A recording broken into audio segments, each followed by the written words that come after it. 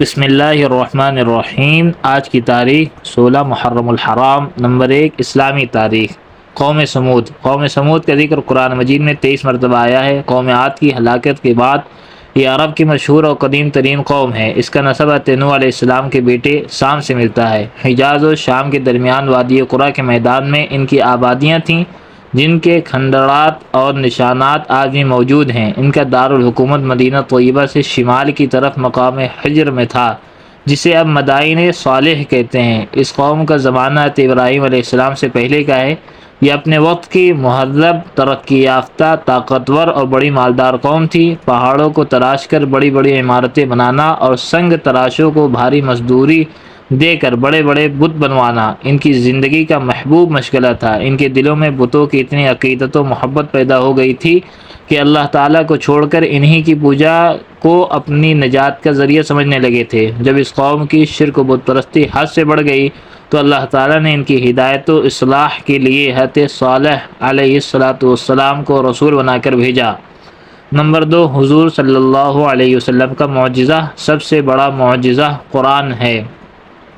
قرآن کریم سب سے بڑا معجزہ ہے جو آپ صلی اللہ علیہ وسلم کو دیا گیا۔ خود رسول اکرم صلی اللہ علیہ وسلم فرماتے ہیں، جتنے پیغمبر گزرے ہیں ان میں سے ہر ایک کو ایسے معجزے دیے گئے جن کو دیکھ کر لوگ ایمان لائے، بعد کے زمانے میں ان کا کوئی اثر نہ رہا، اور مجھ کو جو معجزہ اللہ تعالیٰ نے دیا ہے وہ قرآن کریم ہے، جس کو وحی کے ذریعے مجھ پر اتارا ہے۔ اس کا اثر قیامت تک باقی رہے گا، تو مجھے امید ہے کہ قیامت کے دن میرے ماننے والوں کی تعداد دوسرے پیغمبروں کے ماننے والوں سے زیادہ ہوگی۔ نمبر 3، ایک فرض کے بارے میں نماز میں قبلے کی طرف رخ کرنا۔ قرآن مجید میں اللہ تعالیٰ فرماتا ہے، تم جہاں کہیں بھی رہو نماز میں اپنے چہروں کو اسی یعنی بیت اللہ شریف کی طرف کیا کرو، یعنی قبلے کی طرف رخ کر کے نماز ادا کرنا فرض ہے۔ نمبر 4، ایک سنت کے بارے میں شام کے وقت کی دعا۔ رسول اللہ صلی اللہ علیہ وسلم شام کے وقت یہ دعا پڑھتے تھے، امسینا وامسی الملک للہ والحمد کلہ للہ لا شریک لہ لا الہ الا اللہ والیہ المصیر۔ ترجمہ، ہم نے اور پوری دنیا نے شام کی اللہ کے لیے، اور تمام تعریفیں اللہ کے لیے ہیں، اس کا کوئی شریک نہیں، اللہ کے سوا کوئی معبود نہیں ہے، اور اسی کی طرف لوٹنا ہے۔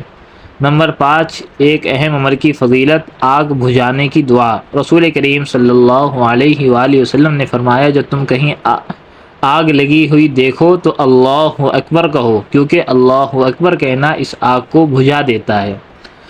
نمبر 6، ایک گناہ کے بارے میں تنگی کے ڈر سے فیملی پلاننگ۔ قرآن مجید میں اللہ تعالیٰ فرماتا ہے، اپنی اولاد کو تنگی کے ڈر سے قتل مت کرو، ہم ان کو بھی رزق دیں گے اور تم کو بھی، بے شک ان کا قتل کرنا بڑا گناہ ہے۔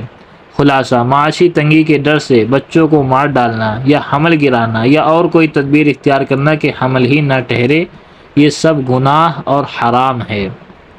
نمبر 7، دنیا کے بارے میں دنیا کی چیزیں چند روزہ ہیں۔ قرآن مجید میں اللہ تعالیٰ فرماتا ہے، جو کچھ بھی تم کو دیا گیا ہے وہ صرف چند روزہ زندگی کے لیے ہے اور اس کی رونق ہے، اور جو کچھ اللہ تعالیٰ کے پاس ہے وہ اس سے کہیں زیادہ بہتر اور باقی رہنے والا ہے۔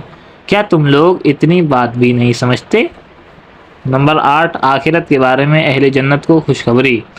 رسول کریم صلی اللہ علیہ وآلہ وسلم نے فرمایا، ایک پکارنے والا جنتیوں کو پکار کر کہے گا، تم ہمیشہ تندرست رہو گے، کبھی بیمار نہ ہوگے، تم ہمیشہ زندہ رہو گے، کبھی موت نہیں آئے گی، تم ہمیشہ جوان رہو گے، کبھی بوڑھے نہیں ہوگے، تم ہمیشہ خوشحال رہو گے، کبھی محتاج نہ ہوگے۔